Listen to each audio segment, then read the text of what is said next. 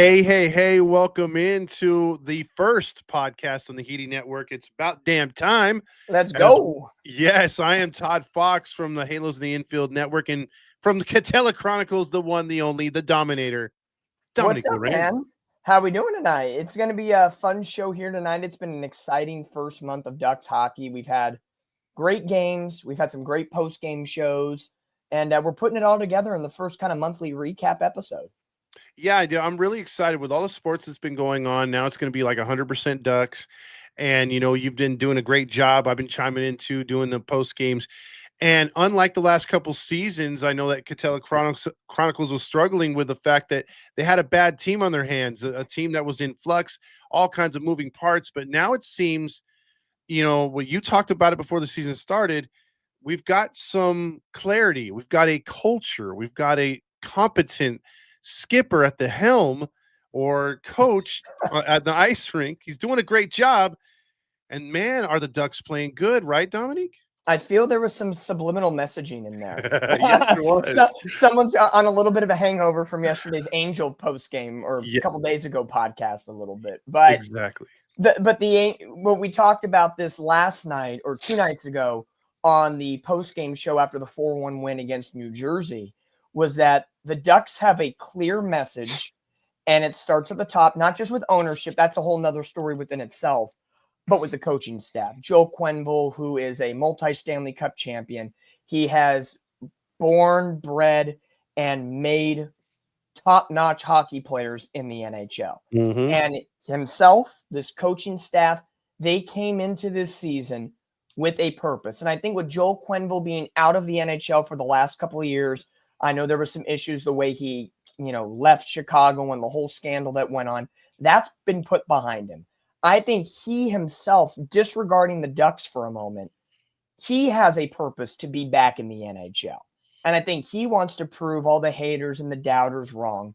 And this is his opportunity, just like the Ducks, to ascend together and make their mark and kind of put the league on notice and say, we're back. The Ducks, when they won the Stanley Cup in 2007, and pretty much for a decade straight, were a consistent Stanley Cup threat.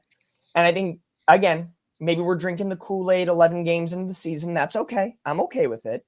We have a right to enjoy this moment. Is that there's a plan in place. There's a clear message being sent. And 100% the players and fans are buying into it immediately. Yeah, there is such a difference to this team as far as the culture and the way that they're playing.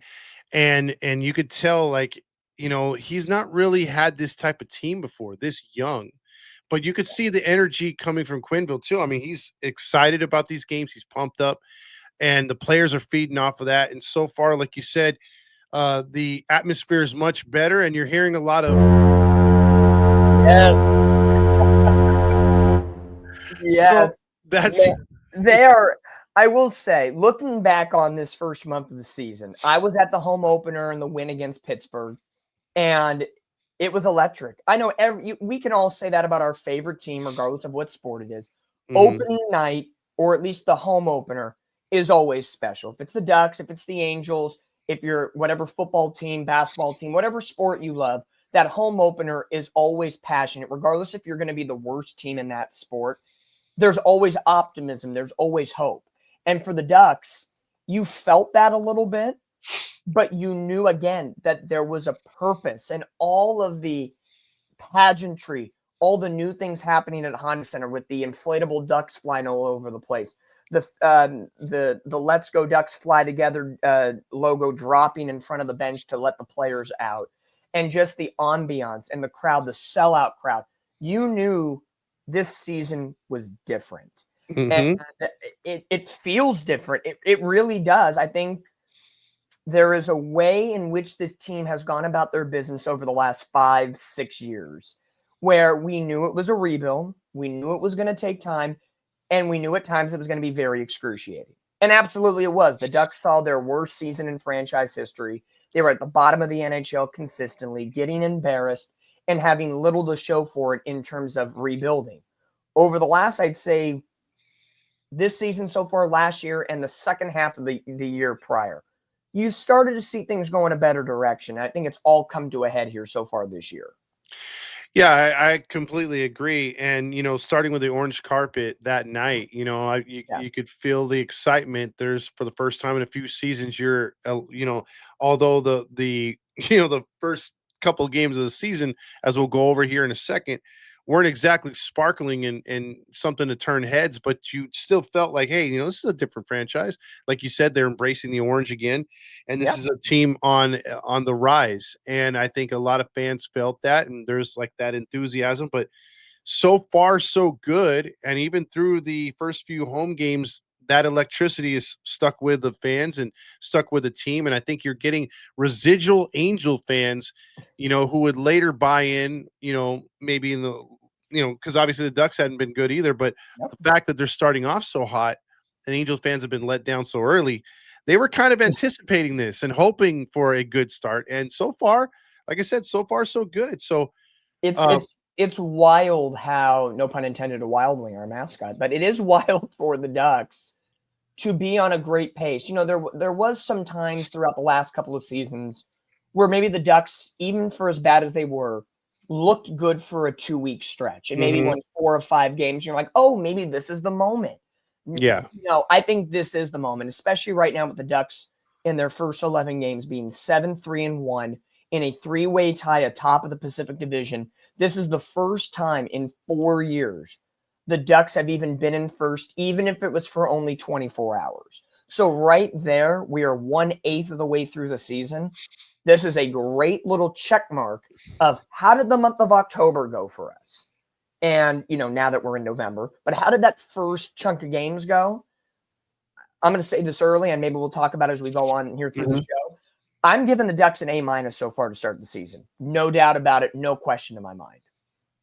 Yeah, I only have a couple of negatives myself. Mhm. And they're it's nitpicking, to be honest with you. And Yep. coming off an Angels season where you could find so much and there's very little positive, it's refreshing to be on the other side of it. So far, so good. Yep. I will say, I want to get your thoughts before we go game to game right here. Seneki. Yep. I was not thinking he was going to be off to this good a start, and to me, he looks ready. What are your thoughts on him? For being 19 years old, Beckett Seneca has been a true professional. Again, 19 years old. He doesn't turn 20 until January. He probably doesn't even have any hair on his balls yet. Can't Like, drink yet. he can't drink yet, Anaheim, but he is pushing down NHL veterans in front of the net. He's getting in the ear of the goaltender, and he's making his presence known, like we see in baseball when you have a young rookie kind of come up, have a little hot stretch at the beginning, and then the league kind of figures you out, and then you as the rookie have to kind of put on your big boy pants and say, okay, the league has figured me out. How am I going to now counteract and get back on that positive track? And right Yep. now, I think we are in the honeymoon period. And I'm not saying he's going to fall off the cliff by any means, but a lot of people thought he wasn't going to last 10 games because the Ducks did not want to start his rookie clock and that they were going to send him to San Diego, the Gulls, and let him get more reps. Well, on the first 9 games before they had to make a decision before game 10, which is against Detroit on Halloween, he looked really good, and there was no indications why they needed him to send down. He assimilated with the line pairings very quickly. Oh He yeah. he fed into the Joe Quenneville system, and the veterans looked at him saying, he's got 2 steps on us, and we're veterans. We should be playing at his level, not the other way around. When you have Captain Gudis and Vetrano and even Ryan Strome, who's on the IR, talking about this kid, Pat Verbeek had no decision but to keep it. And I think, honestly, it was 100% the right decision. Who cares? The Ducks have so much money to play with right now. Let the clock run. I don't care about that. No, 100%. I mean, and I'm impressed too because watching guys throughout this organization when they were rookies or getting their start, like Paul Correa, you had like even what's his name that went to Philadelphia. Oh, Zegras. Yeah, Zegers. Wow, I don't know why I was blanking on his name, but his first few games as a rookie, they were pushed around. And you look at even like I remember when Sidney Crosby make his debut. Yep. People were taking pop shots at him. He couldn't really stick up for himself. His defensemen had to stick up for him. The big guys, Yep. the Brutus guys, had to step up for him. But I've seen Ari Beckett stand up for himself a couple times by himself Yep. and not back down. So yeah, you're right. He's got the moxie, he's got the intangibles. It was a no-brainer to keep him up here. So I'm glad you had that take on him. So I think if he was in a different system, if he was in the Greg Cronin or especially the Dallas Aikens era, I don't think he would have flourished as much because, again, the Ducks were in a different portion of this rebuild. The rebuild, in my opinion, is like 95% done. We've gotten through the bad days. Now we're at the point where we can start growing. We have a yeah. foundation. We've already kind of sprouted a little bit, but now it's time to bloom, and we're at that blooming period. And I think Seneca is that guy that's the first bloom of the flower for the Ducks.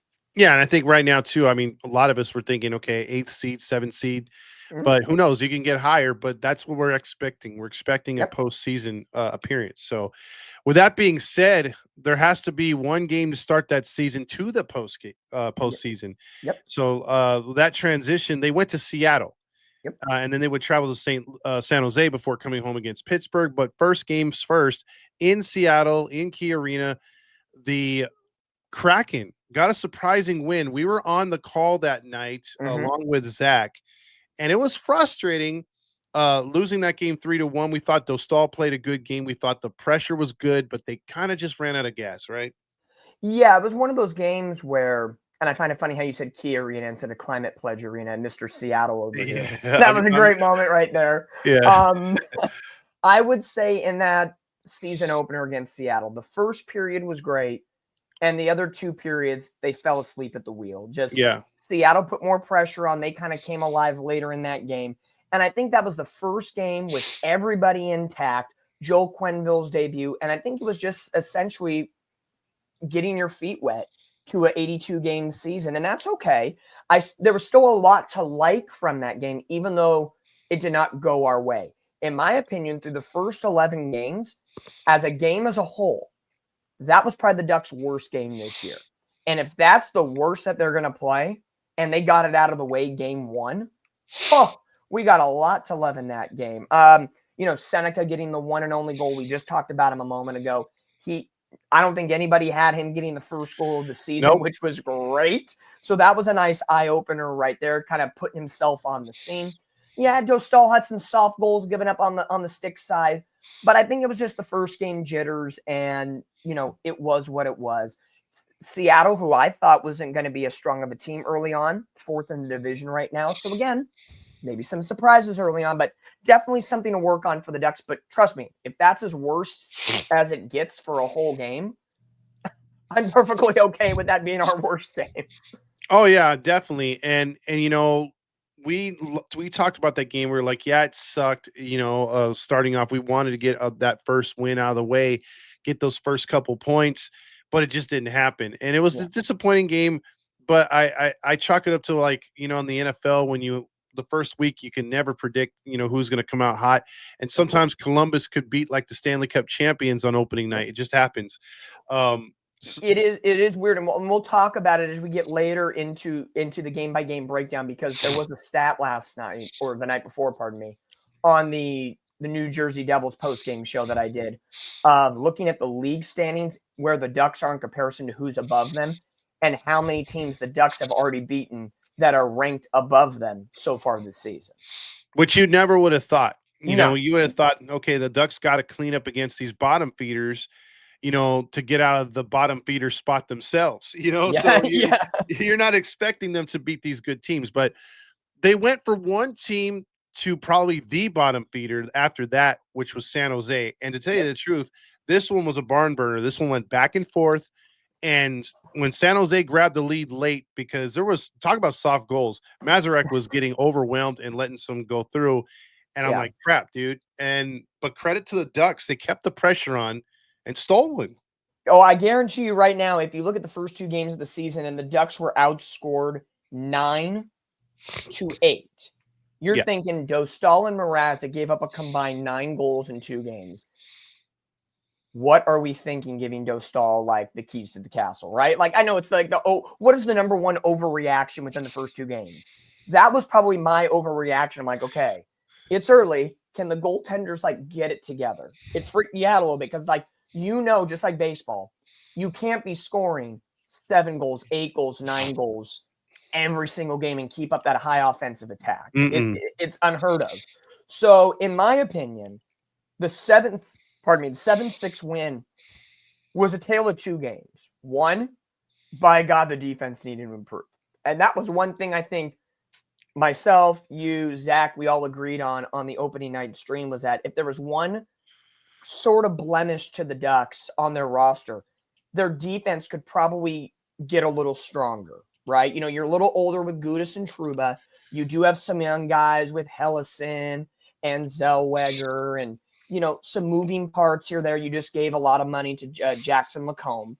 However, they still got a ball out at some point. And we knew the scoring could happen with this young talent. So in a game where it's 7-6 in overtime, Leo Carlson getting the game-winning goal in that one, I think it's just two scrappy teams that have been rebuilding. And again, still that first little kind of breath of fresh air into a new season. San Jose was coming off of a bad overtime loss against Vegas where they had a 3-1 lead and blew it. So they kind of felt the same kind of way as the Ducks of having something so good and then losing it. But offense was king in that game, and you're going to have games like that throughout the season. But to get so many people on the board that night, if it was a goal, an assist, a multi-point affair, Primo and Seneca had points in game 1 against Seattle and game 2 against San Jose. So he was improving his stock just 2 games into the season.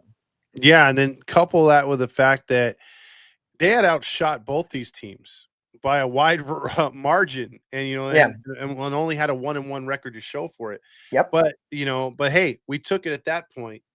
And then coming home, like you said, you were at the home opener against Pittsburgh. Yep. Tell us the vibes after the first couple periods. They traded goals. You went into the third period, tied at 3, and then Kreider got the game winner. Man, how was the atmosphere from start to finish? Well, the atmosphere was perfection. I always feel Honda Center is one of the best vibes that I go to in sports. And I tell people if they're on the fence about hockey or they like hockey but are not in love with it, this is the sport where you have to go see it live in person. I know some people say, oh, baseball's better on TV than in person, or basketball's better on TV than in person, or so on and so forth. Hockey is that sport. I find it entertaining both ways. To be there is a different beast within itself. And the crowd was ruckus all night. It was the number 1 sellout crowd all time in Honda Center history. It was fun. It's good to have hockey back. It was just kind of that breath. Again, I hate to say it, but it was that breath of fresh air of hockey is back and we can enjoy this right now. And it was funny because you felt the air kind of go out of the place a little bit when Pittsburgh took an early 2-0 lead. And the second goal was scored by a former Duck and Ricard Raquel. Yeah. And you're sitting there and you're saying, okay, it's going to be one of those nights. But they have something about the Ducks. I don't care if it's Joe Quenneville's team, Greg Cronin, Dallas Aikens. In history, the Ducks always have that underdog comeback mentality. And they did that. They scored 4 of the final 5 goals combined in the game. And Kreider was a beast. He took his home opener with the Ducks personally. And the power play unit has been vastly improved. That was the difference in that game. 2 of the 4 goals for the Ducks, including the game winner, power play goals. The Ducks have been so bad on the secondary unit for years now. And so far through the 11 games of the season, especially on opening night, getting the secondary power play unit to flourish, oh, that's amazing. Yeah, that was a very nice win, and the penalty kills were good. Yes. So they did, and notice through the first few games too, the penalties were down. This was probably one of the most penalized team the last couple seasons coming in. Yep. And if you didn't notice all the other changes on the ice up until this point in the first 3 games, and through the first few games that we're going to talk about up until last night's game, the defense, or the change in my mind, the difference in my mind that stands out is just the penalty kill and the lack thereof stupid penalties being taken. And easily. The Ducks have cleaned up a lot of stuff. Now, here's a game we talked with Zach too about. It was game 4 of the season against Carolina, a perennial team that's always in the Stanley Cup or around the Stanley Cup in the Eastern Conference. and the Carolina Hurricanes are a notoriously good team. And I felt, and you felt, and Zach did too. But I want you to reiterate our Yep. feelings about that 4-1 loss. It was not as bad as it looked. Yep. It was not as bad. That game was 2-1 into the third period, and the Ducks continued to fight. And they were putting shots on goal. But again, in a way, you were playing a little bit of a David versus Goliath a little bit in Carolina. As you said, been there, done that. They are a Stanley Cup level team. And for the Ducks to stay in it for as long as they did, to me, those are one of those games. It is so much more valuable to lose a game like that than to win a game like that. I always use this example when talking to people about sometimes how losses can be valuable for a team, no matter how late or early in a season. College football last year, Big Ten championship game. Ohio State loses to Michigan, or in their rivalry game. Ohio State then goes off and rattles a winning streak and wins the national title. That could not have been the best loss ever in their lives to your rival. And I'm not saying the Hurricane and the Ducks are rivals by any means, but if you lose a game that's so huge but you play decently, it fires you up, you learn a lot from it, and you move on and you kick whoever's ass is in front of you. And I think that was exactly what the Ducks needed before going on that 2-week road trip. Yeah, it was a big learning experience from them. Only I think good teams don't have that kind of what's that called, a moral victory. Yeah. But I think that for a building team, like you talked about in the beginning, this was a moral victory. Yeah. They did not have to hang their heads on that one. Dostal played a great game. Yes. There was a couple opportunities where the Ducks could have scored, but just the Yeah. puck, it went out the post. So they did not play a negative game in my mind. And you're Right not there. going to get, and like I said about the scoring, you're not going to get 7 goals every night. And other nights, you're not going to get every bounce in the world. You're going to have to win those gritty 1-0, 2-1 games and be satisfied with that, even if you put 35 to 40 shots on goal consistently. Now, the fact I wanted to, as I was looking here on the Ducks stat leader so far this year, penalty minutes. The number one guy with penalty minutes at this moment is Ross Johnson with 29. However, 20 of those 29 minutes are fighting penalty minutes. Yeah, that's because good. he had a fight in 4 straight games. Loving that mentality. So really, take off 20 minutes. He only has 9. After that, the number there's a tied for first after that. McTavish and Cutter Gauthier have 10 minutes apiece. That is it. I could tell you how many times last year Mason McTavish had 10 or more penalty minutes in a single game. There was a lot. Oh, yeah. For the Ducks right now to only have, taking out Ross Johnson because fighting's fighting, 2 players under Ross Johnson with 10 minutes or more in penalty minutes, great factors to have. And I think Joe Quenneville and the coaching staff will love that even more. The more bodies you have, and in even strength hockey versus man down, it saves your defense. It really does.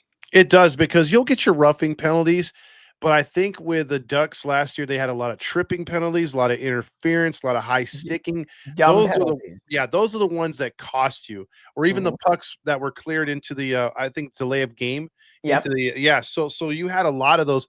I just even think the passing is better. Yep. It's more crisper. Guys know where they're supposed to be on the ice. I've seen some beautiful passing between the Ducks and a little bit more aggressive crossing the blue line and setting up plays, making that rush towards a goalie. So Yep. very, very encouraging. Now, this was one thing we talked about too when the season started, my friend.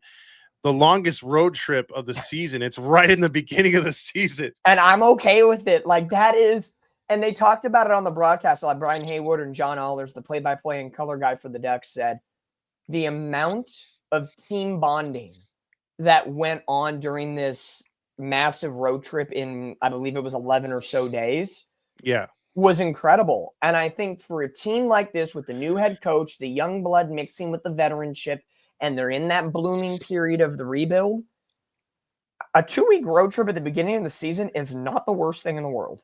I would rather have that early on in the season than in the dog days in February and March when your legs are like noodles. You've done a lot. You've been beaten. You've been banged. You've been bruised. I'm perfectly okay with an early road trip. And I'm not going to lie. Again, I gave the Ducks an A- to begin the first 11 games this year. I thought they played exceptionally well on this road trip. Dude, they were a couple shots away, Dominic, from sweeping the damn thing. I mean, they Yeah. lost in Chicago. We'll talk about that game first, 2-1. Yep. Plenty of opportunities in that arena to take the win against Chicago. Chicago, not the greatest team of all time at this moment. Nope. But I thought it was another gritty game where, again, you can't hang your head in shame. They had their opportunities, but Dostal kept them in the game. They lost in overtime, and at least they got what Zach likes to call a pity point. Hey, I know everybody hates the pity points if it's an overtime or a shootout. Mm-hmm. I'll take the pity point. Yeah, Without a point to point, right? the point's a point. We'll joke about it and call it a pity point, but without that pity point, the Ducks would be in second place right now, not in first. Just saying how it all shakes down. To me, I'll simplify it since there's a lot of games on this road trip to cover. Chicago was one of those games where the bounces didn't go in your favor. Correct. Simple Correct. as that. And Chicago, I don't want to say they wanted it more. The game-winning goal by Chicago was on a little bit of a breakaway. It was a shot that Dostal had blocked with the shoulder. He was already leaning. It had a nice Karen bounce off the wall, and Connor Bedard just kind of flicked it. And by the time Dostal kind of got across, it was just a little too late. A happy Karen off the boards. Trust me, Honda Center always gives beautiful bounces to the Ducks in great spots. So again, I'll take the pity point. Some reason the Ducks recently have struggled more against the Chicago Blackhawks, either at home or on the road. So to take a point out of it, I'm okay with it. Yeah, but to tell you the truth, after that overtime loss, I'm like, what's going to happen in Nashville? Because traditionally, too, that's another place where the Yep. Ducks, Nashville, whether good or bad, I know they've been in rough times this year and the year before, but they had a good 4 to 5 year stretch where they were pretty damn good and very Yep. hard to beat in that stadium. And the Ducks handed it to them.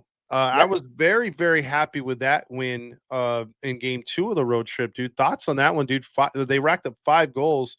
And again, another solid performance by Dostal. And I think in the grand scheme of things, and I know this kind of discredits my point a little bit, you're not going to get high scoring games all the time. Yet the Ducks are telling us on the record sheet, screw you. Like, screw you, Dom. You don't know what you're talking about. But yeah, like a 3-goal second period. And this was the Ross Johnston game of the career. A goal, 2 assists, 3 points. He had a fight in the game. And Cutter Gauthier, the sniper, gets the job done. And we'll talk about Cutter Gauthier because he's one of the top points getters right now for the Ducks. Oh, yeah. A couple years ago, when he was acquired in exchange for Jamie Drysdale, the defenseman, fans didn't love it because Jamie Drysdale was a fan favorite. Totally understand. Drysdale had his injuries. When he played, he was all right. My opinion, even at that time, I was 100% on board with the trade because I don't think Jamie Drysdale was going to get the Ducks to where they needed to be. And I'm not saying the whole team's on his shoulders and all of that, but I think there was somebody out there better than him in a position where the Ducks needed that player to be.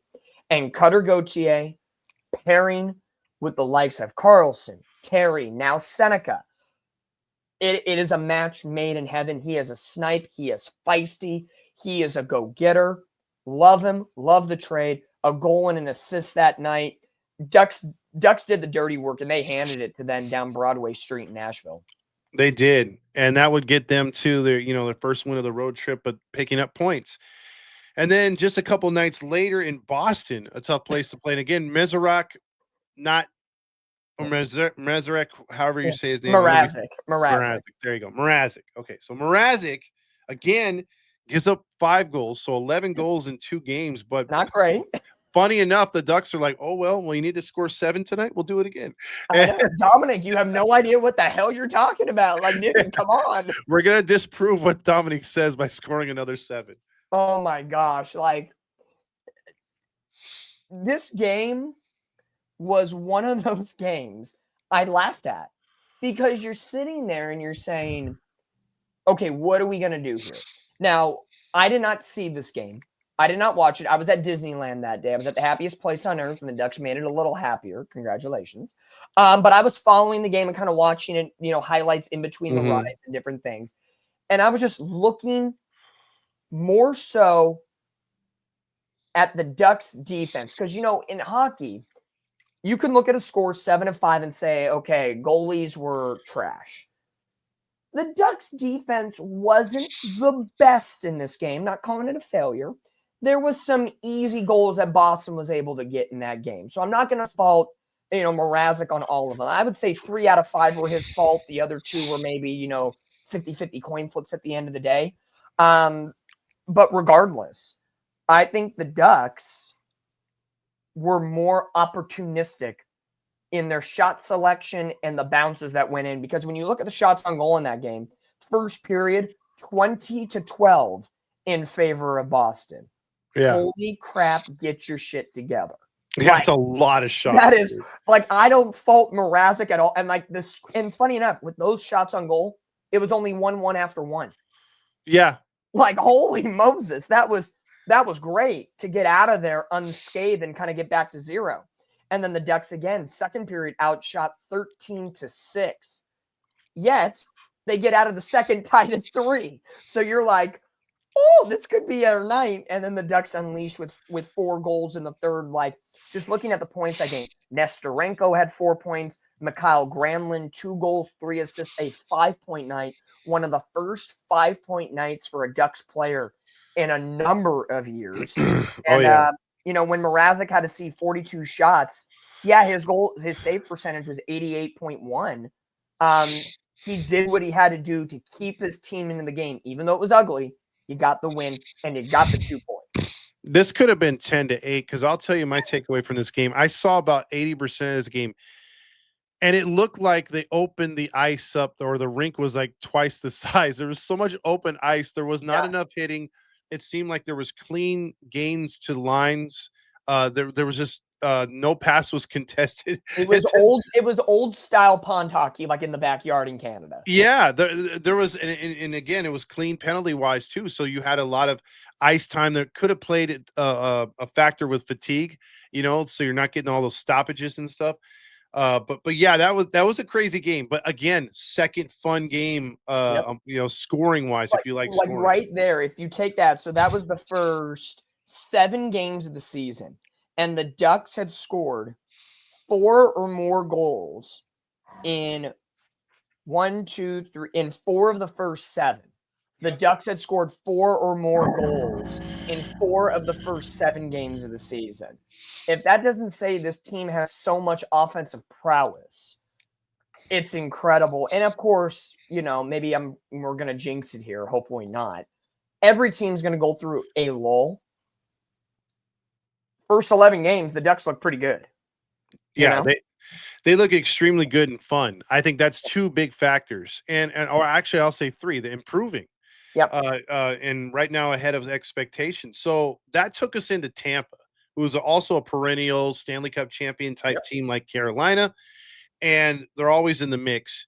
And you have them in Florida back to back. And we were looking at this like, damn, these are gonna be 2. We were on the softball fields when this game was going on. Yeah, I was in left field. You were in center. We were dying out there in Laguna Hills. It was hot.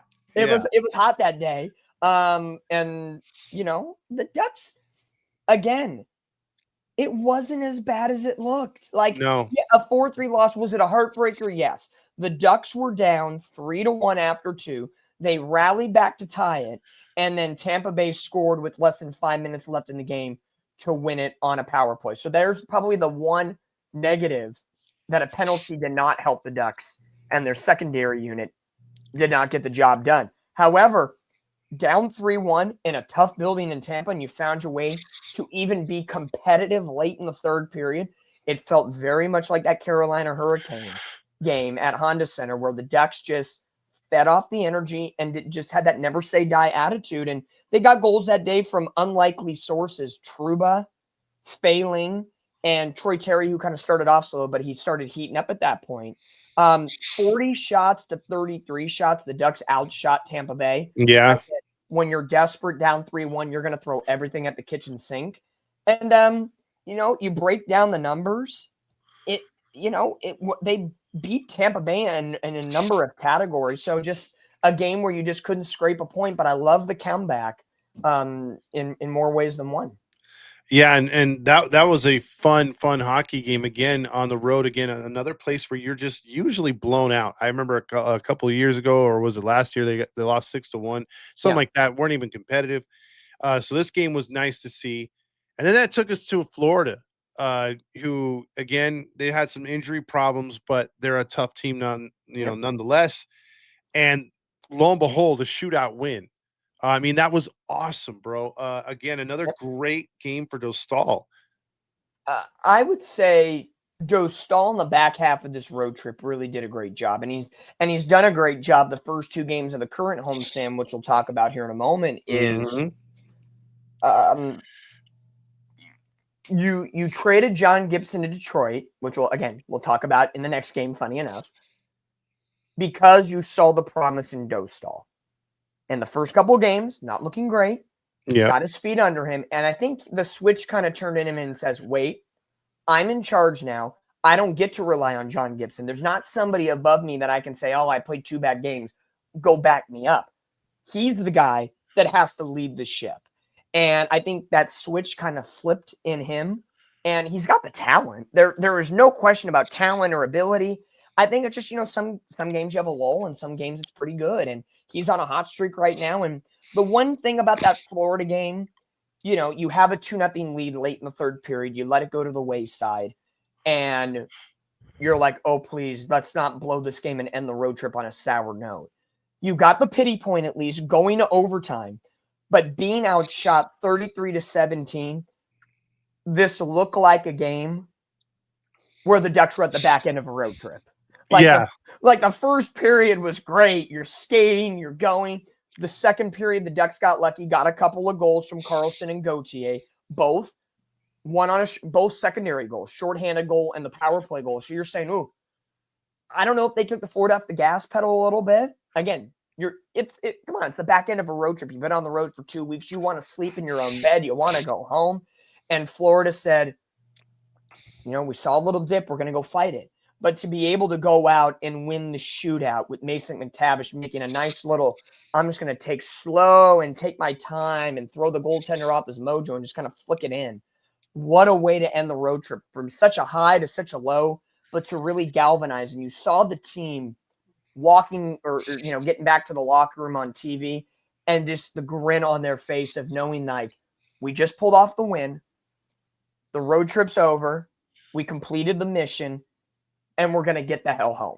Like it was a great weight lifted off their shoulders. Yeah, that was awesome, bro, to get 7 out of a possible 10 points. That And was great. yeah, absolutely. And against the opponents. And then before we move on, think about this, Dom. They scored 21 goals in 5 games.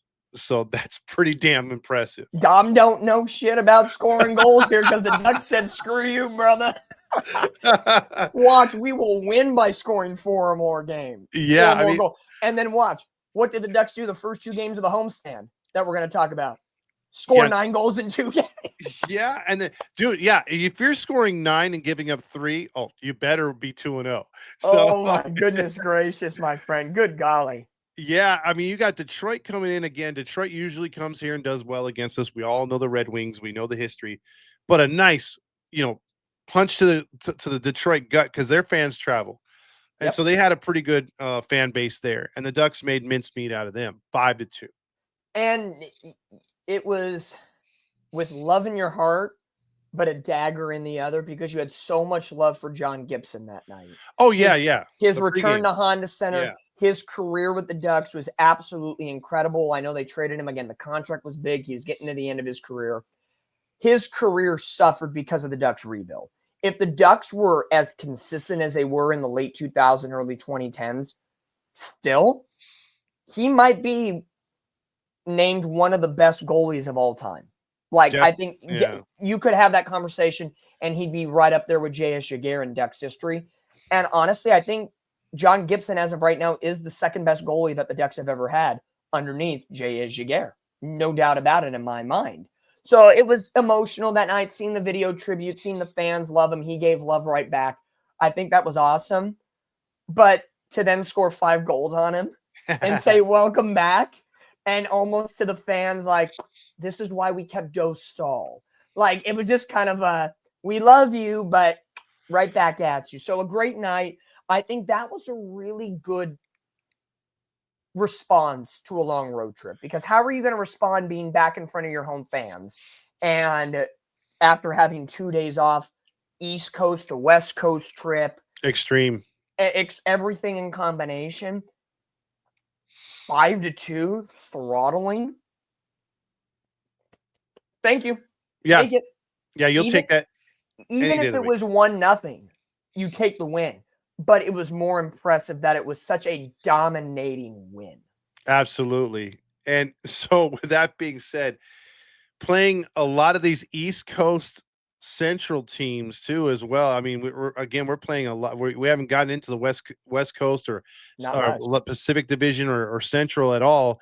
We've been mostly focusing on the East, and we stayed in the East as they came to us this time. New Jersey, the Yep. Devils, and again, the Ducks were just like, okay, you're the Devils, and they went out there, clean passing, good goaltending, no penalty minutes, penalty kills were good, and the Ducks just outplayed the Red Wings, or the New Jersey Devils. They made it look easy again, Dom. This was on Sunday night a masterclass of Lukasz Dostal. This Mm-hmm. was his game, and on the post-game show, I gave him the second star of the game. I gave Seneca the first star of the game, Mm-hmm. but it was interchangeable. The Ducks played a really good game, and what I loved about this game the most, coming into that night, the Ducks were the 7th team in the NHL in points in points per game, right? In goals per game. New Jersey was number 1. And you limited them to just 1 goal, and you win 4-1. And it wasn't one of those games, kind of like the Carolina Hurricane game, where it was close until it wasn't. 2-0 after 1, 3-0 after 2. They were good. And, New Jersey got a late, goal midway through the third period. But then the Ducks, they kind of had about a 6 to 8 minute span of time where New Jersey was throwing everything at the kitchen sink, trying to get within one. And especially that helter-skelter from the 3-minute mark until the Ducks netted that empty netter from Chris Kreider. It was a little helter-skelter, and Dostal had to kind of be on his head a little bit. But they got out of it. They did the job really well. This was just a balanced game that was led by your goaltender. It was really nice to see big bad Frankie Vetrano get his first goal of the season. Cutter Gauthier getting his 7th. Seneca leading the way with his 4th goal of the year. And Kreider continues to be a good goal scorer. And the one unsung hero, not really a hero, but just doing his job, Leo Carlsson. 11 assists now on the season. He has 16 points in 11 games. Like, he's on pace for a massive, I'd have to do the math, in my head versus on paper. If you do 16 points in 11 games, you're about an eighth of the way through the season. You're looking at 100+ point season. Well, yeah. Massive. Well, to be honest, I know that's come down in recent years as much as there used to be a lot of 100-point scores in the league, or at least a good number. I know it's gone down over the years, but it would be nice to see a Duck not named Paul Kariya or Teemu Selanne get 100 points registered for the Ducks, whether it's via 30 goals and 50 70 assists or something like that. It's something crazy, but we'll see. I mean, I would love to see it, man, because again, if we're scoring 3 to 4 goals per night, I mean, I like our chances every night. And Leo has that opportunity because he ranks right now 5th on the Ducks, averaging 18 minutes and 49 seconds on the ice. So he's got plenty of opportunity on the ice. If we're looking at his ability, again, 11 assists already on the year. You talk about crisp passing. That's what you show the youth of America here that plays hockey. Leo Carlsson. Quenneville is going to eat that up day in and day out. You look at shots on goal opportunities as I scroll them here at the moment. Like, he's +7 on the ice which is a great stat already. He's one of the top 5 Anaheim Ducks in shots on goal already this year. Like, this dude doesn't just sit back and get lucky. He is activating on the offensive front. He uses the forecheck. He passes the puck. He has a great opportunity to get a 100-point season.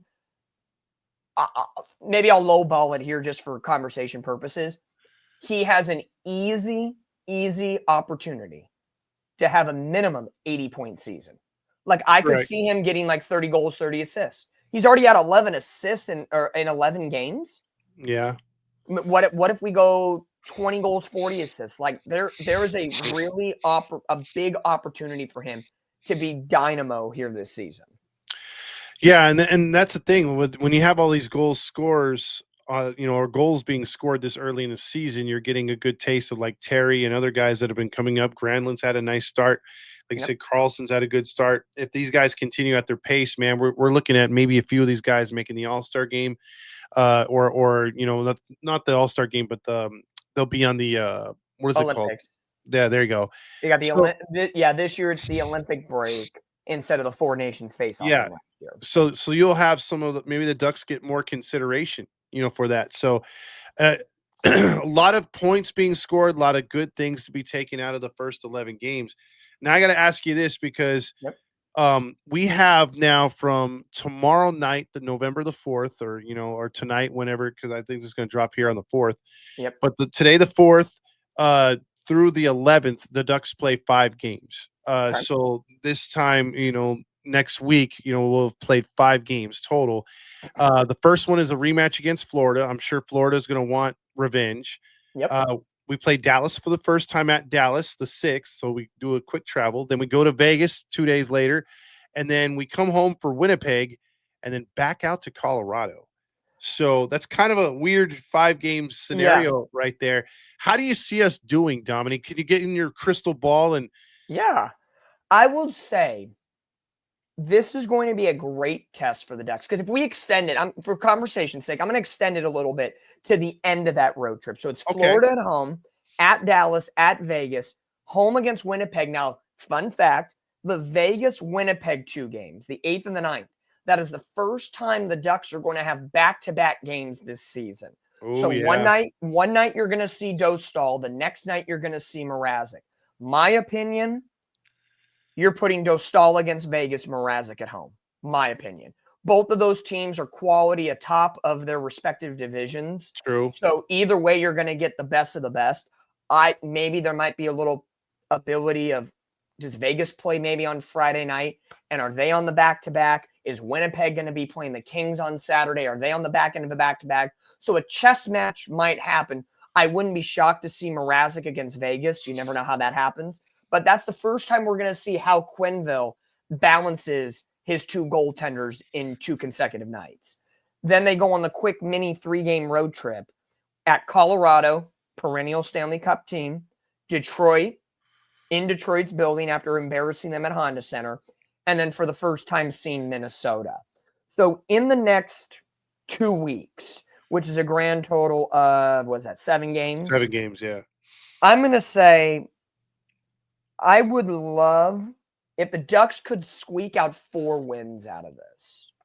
Huge. I think, the Florida game is going to be tough because they're going to want revenge. Yeah. But it's in the Ducks building, so I could see a neck-and-neck game. Dallas, I feel, can be a winnable game. Right now, Dallas is atop of the wild card standings, 4th in the Central Division. So, again, they have 15 points. We have 15 points. I could see a very evenly matched game there.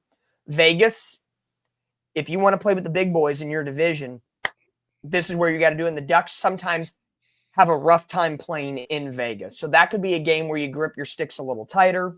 Winnipeg, quality team. Colorado, quality team. Yeah. Detroit, you beat them. I would love to just finish Detroit off with another win. And Minnesota, looking at the standings, they've struggled. They're 4-6-3 as of right now. I'm going to consider that they need to win that game. So to me, Dallas, Detroit, and Minnesota, I'm going to mark as wins in the book right now. The other 4 games are against 4 highly touted Stanley Cup potential teams.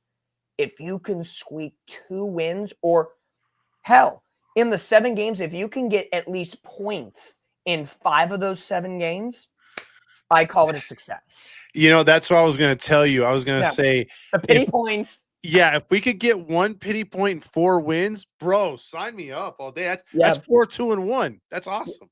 Because looking at the schedule, I'm going to say Dostal's going to start against Florida. Because, Yeah. Dallas, Yeah, again. because I was going to ask you about that. If you see real quick, not to cut you off, but No, you're good. Mrazek started game 2, and then Dostal went the next 4. Mrazek went the 5th game, and then Dostal's gone the next 4. So if we're going Yep. by those, the kind of Metrics. pattern, you're probably right. He gets to start against Florida. Yeah, again, if Dostal starts against Florida, he had a good game and basically won it for the Ducks in the shootout, right? Yeah, absolutely. Do you run the risk of putting Mrazek in there and killing the momentum the Ducks have? To me, I would rather keep the momentum at home of Lukasz Dostal. If it works out, great. If it doesn't, okay. To me, the Dallas game is a Peter Mrazek day. Okay. Then I can see that. that gives Dostal 3 days to rest for Vegas. Yeah, and you're going to need him for Vegas. And then Winnipeg at home is a Mrazek day on the back end of a back-to-back. Now, again, for conversation purposes, on Friday night, the day before the Ducks play Vegas, Vegas does not play.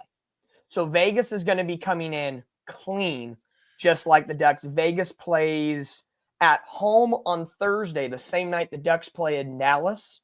Okay. They'll be at home against Tampa Bay. So a big matchup right there. So both teams are pretty much based on that. Vegas is going to send their number 1 guy, and Dostal's going Saturday night. That is absolutely, unequivocally, no question. Which then poses the question: is Winnipeg playing at Staples Center against the Kings Saturday night? If I had the betting odds, I would be 100% absolutely wrong. Don't send me to Vegas. Wow. Okay. I'm a little shocked because normally that happens a lot of the time to save on travel. A home and home.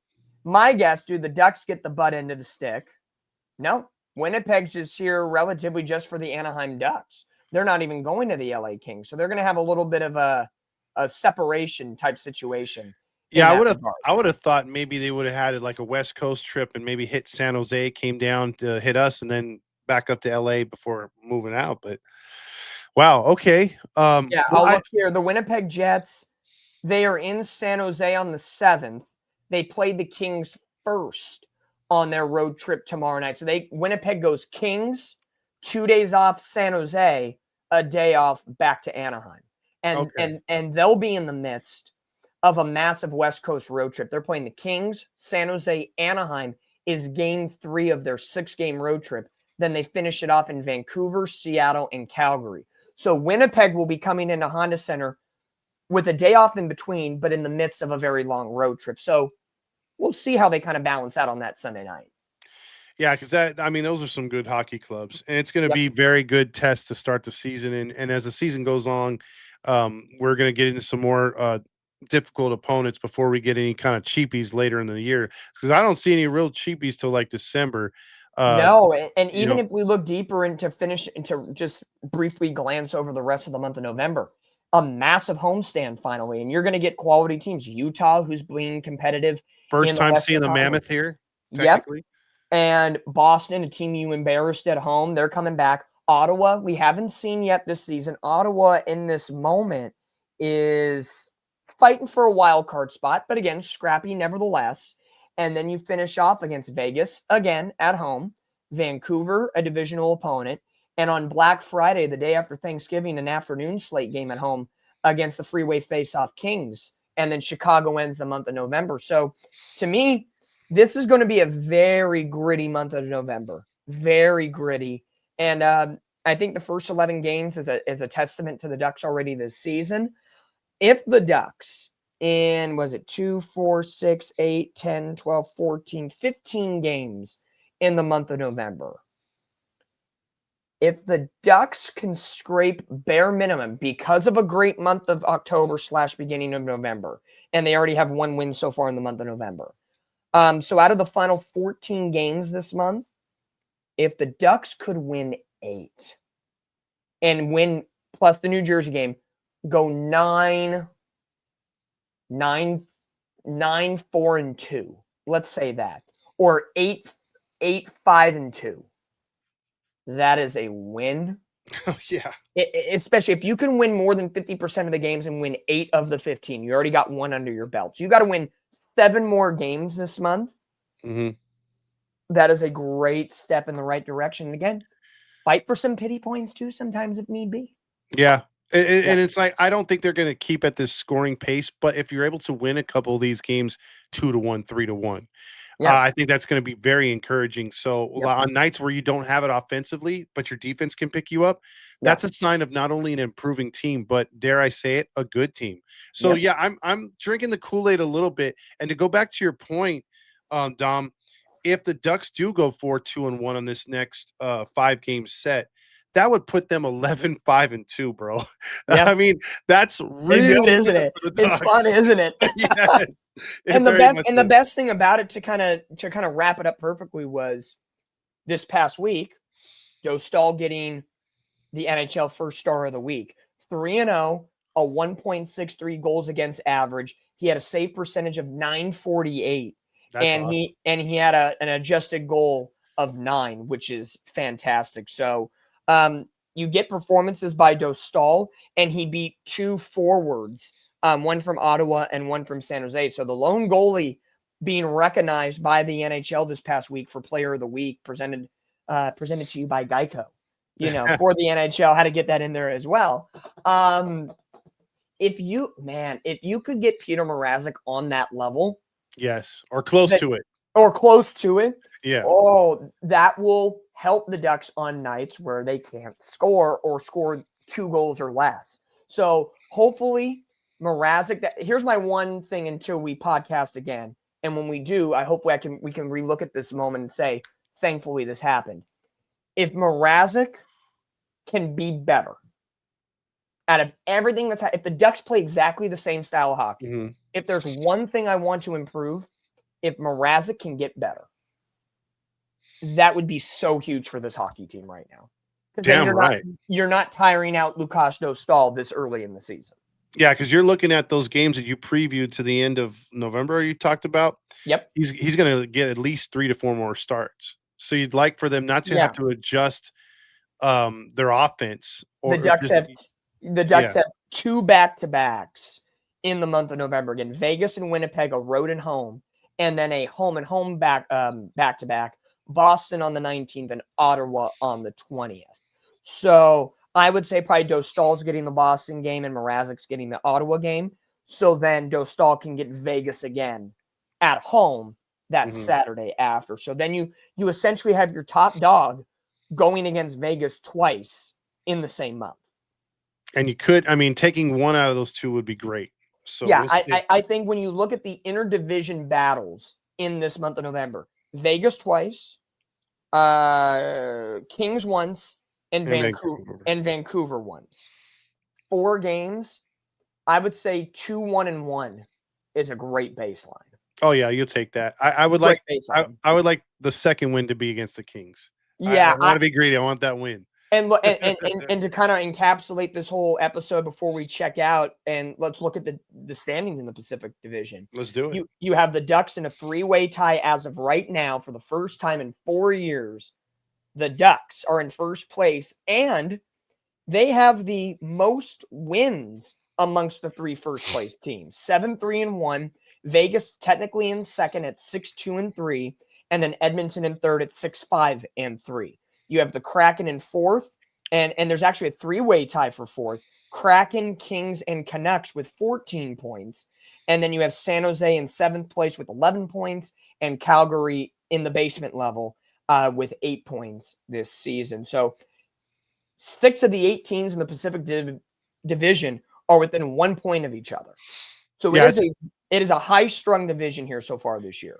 It's a tight start. And the last thing I'll say on the standings, bro, like we say in baseball, you want that run differential to be actually more than, in the positive. You don't want it to be in the negative.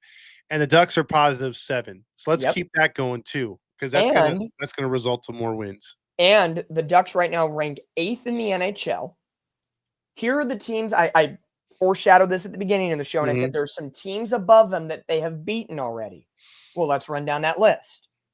They've beaten Pittsburgh, Yeah. who's 6th. They beat Detroit, who's 5th. And they beat the New Jersey Devils, who are 4th. And in the upcoming weeks, they got Colorado, who's number 1 overall, Winnipeg, who's 2 overall, and Utah, who will be 7th overall. The Ducks have a lot of opportunity to make a huge statement. When we flip the calendar to December 1st, the Ducks could have made a big statement this month in these 15 games with 14 remaining. Great points, but I need one more point from you. I need one more pity point. Yes. I'm gonna play for the first time. I don't know if you played it the other night, but it's the 3 stars game. Yes. Okay, so you played it on the post game. It'll be the first time here. I'm gonna ask you in these 11 games that we just talked about, who are Dominic Lorenz's 3 stars of the game? So you have the intro right here to think about it. And go.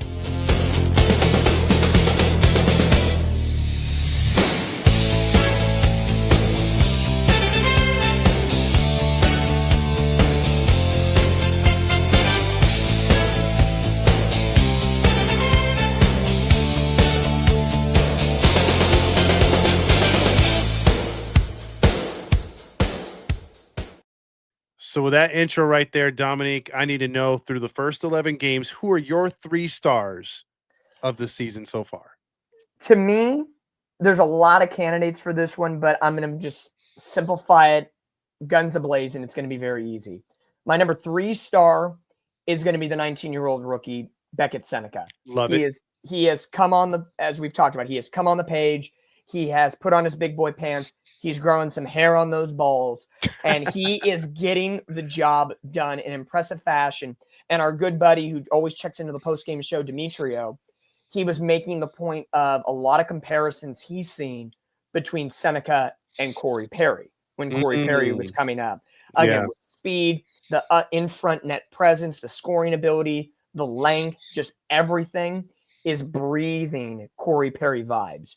So with that, I'm going to put Beckett Seneca in the number 3 slot for a 3rd star. The number 2 star, I'm going to give it to Lukáš Dostal. I think Dostal, with a couple of games that have maybe been some forgetful ones, especially opening night against Seattle, he has come on strong. He is the reigning NHL Player of the Week with his 3 consecutive wins. His goals against average are under 2.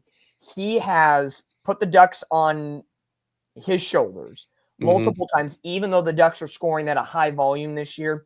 9 games in net, 5 wins, 2.5 goals against with a save percentage of .916. And he's only played 130 games in his career. He is still exceptionally young at 25 years old. That sickens me. You know how bad that kills me? He's 25 years old. And the Ducks drafted him in 2018 as their third round pick. So Lukáš Dostal gets the 2nd star of the first 11 games / first month of the season. And then at number 1, he is the Anaheim Ducks points leader. He has 16 points in 11 games. He has the opportunity to have somewhere, in my opinion, definitely between 60 and 80 points this year in his career. He had 29 points his rookie year, 45 points last season, and 16 points so far this year. He is going to put those numbers in the dust this season. He had 20 goals and 25 assists last year. He's at 5 goals, 11 assists as of right now. Leo Carlsson's a +7 on the ice. He's only taken 2 penalty minutes, so just 1 penalty against him this year. He has 5 power play opportunities, 1 shorthanded goal. He's averaging 18 minutes and 49 seconds on the ice, which is by far more than a minute he's averaging in his career usual. He is a mainstay. He's only in his 3rd year. And I think we are seeing the future captain of this team build upon what he has in his arsenal. I know Radko Gudas is your captain right now. He's not going to be the captain forever. Somebody from this young nucleus is going to be that next Ryan Getzlaf that will be the captain for a decade plus. And then some people said Terry. Some people say McTavish. Some people say, whoever else. My opinion, how it's going to be in the future. Carlson's your captain. Your two assistant captains, alternate captains, will be Mason McTavish, which he already is kind of right now. And it's going to be a toss-up, in my opinion, between Jackson Lacombe and Cutter Gauthier. To me, it's probably Jackson Lacombe because you just gave him that massive contract, the $42 million Yes. contract to be a two-way defenseman because the Ducks actually know how to utilize a two-way player. Da-da-da. That won't turn his back on us. Da-da-da. But I think that's the future. And we've said this from the get-go when we drafted Leo Carlsson, and some people were saying, but we wanted Fratelli or Connor Bedard slipped through our fingertips because the Ducks didn't get the lottery balls to go in their way. Uncle Leo's that dude. Yeah. He is that dude. So give me Leo Carlsson as the number one star so far through the first month, aka 11 games of the season. 1 Carlsson, 2 Dostal, 3 Seneca. I can't fault any of those three. And I'll just tell you this last thing on this. Man, you're getting me hyped, man. I was already hyped coming into this podcast, but all the positivity, I'm having a positivity overload. We are Roger Lodging this shit right now. The season started. Yeah, the season already started. It's going so good. I'm not used to it. And I'll just tell you this, man. With a team playing so good, for all you guys listening and watching out there and gals, take the family to the pond, the Honda Center, whatever you want to call it, and go to 714 tickets, baby. Get that 10% off with HIti. The price you see is the price you get. So if you see a ticket for $50, it's $50 before you use our promo code and they apply now. Please go to 714 tickets. They hook it up. We support local business. They can get you into Ducks games for a way cheaper price than Ticketmaster. There's no service fees, no taxes. The price you see is the price you get. And it doesn't only work for the Ducks. It works for the Kings, any sporting event that you want to go to, wrestling, concert. 714 tickets has the tickets in state, out of state. It does not matter. But if you want to see your Ducks, this is the way to go about doing it. Use our promo code HITI, and the rest is bliss, baby. Yes. So with that being said, any final thoughts, my man? It's been a hell of a first 11 games, man. This has been a great start, one of the best starts the Ducks have had in a really, really long time. My advice for the fans, besides yes, use 714 tickets. Go to a hockey game. If you have not been to Honda Center yet this season, get your ass to Honda Center. The vibes are immaculate. The team is playing well, and the players and the coaching staff are talking about how ruckusy the place is, and that's exactly how they want it. When teams come in, they do not want to feel like a pushover. The team is not playing like a pushover, so guess what? The fans should not act like pushovers. Go out, have a great time, enjoy this moment, enjoy it. We don't know how long this is going to last, and I'm not saying that in a negative connotation because, again, there's ebbs and flows to a season, but right now, we are flowing so great right now, and as you said, it is pure bliss right now. It's a hell of fun time. So hopefully, we'll schedule out some opportunities to maybe go to some Ducks games, have a little bit of an event at Bruheim at some point this season, figure out some dates. I know it's the holiday time. People are going to get crazy with Thanksgiving and Christmas coming up. But we're going to make it happen. We're going to have a great time. And this is the place to be. It's so fun to do this podcast and to incorporate more Anaheim Ducks into the Halos in the Infield network. Absolutely. Well said, my friend. So until next time, I am Toddfox. You are? Dominic of Catella Chronicles and of Halos in the Infield, because I like to be a part of both. You know how Hell yeah. He's definitely our tag team partner. Hell yeah. All right. We'll catch you guys on the flip side. Go Ducks. Let's go. Fly together.